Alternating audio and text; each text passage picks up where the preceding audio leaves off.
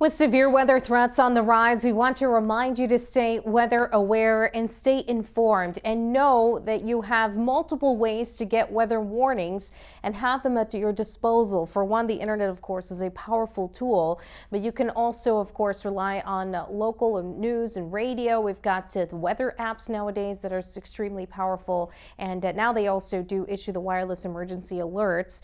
And no weather radio, that's a great investment, especially if you like to be outdoors. And just as a backup, that's an excellent way. That'll actually get you out of bed if there's a tornado warning, and you can set it actually to where it only wakes you up for specific types of warnings. So that's a powerful tool. Outdoor sirens, they're not really made for people indoors. That's made for you if you're outdoors, so you don't want to rely on that as a method. And of course, it's important because we do have severe weather concerns in the coming days, both Tuesday and Wednesday, with the worst storms projected to arrive for Wednesday with damaging wind and hail possible, breezy and warm conditions otherwise. Waking up to very mild temperatures of 62 degrees, warming to around 82 by the afternoon.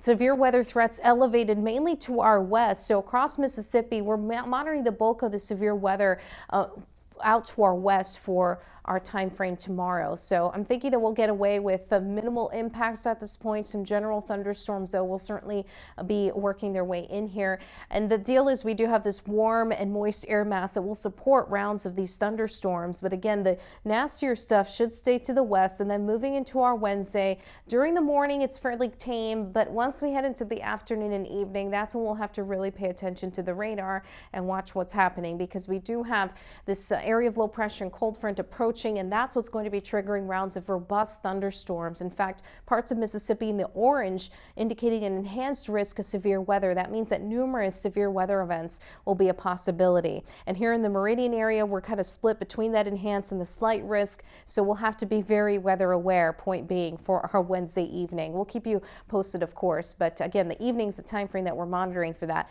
Lows tonight down into the 60s, mostly cloudy conditions, and we do have gusty winds in progress. We have rather breezy weather actually, with gusts up to around 25 miles per hour. And then 82 for the day tomorrow, very warm and humid, the perfect environment for thunderstorms to thrive in.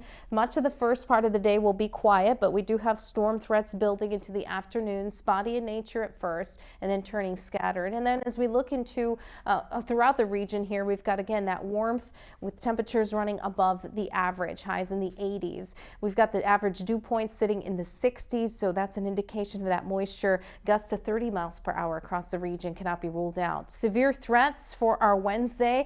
Be careful that day, and ongoing rain and thunder threats to the end of the week.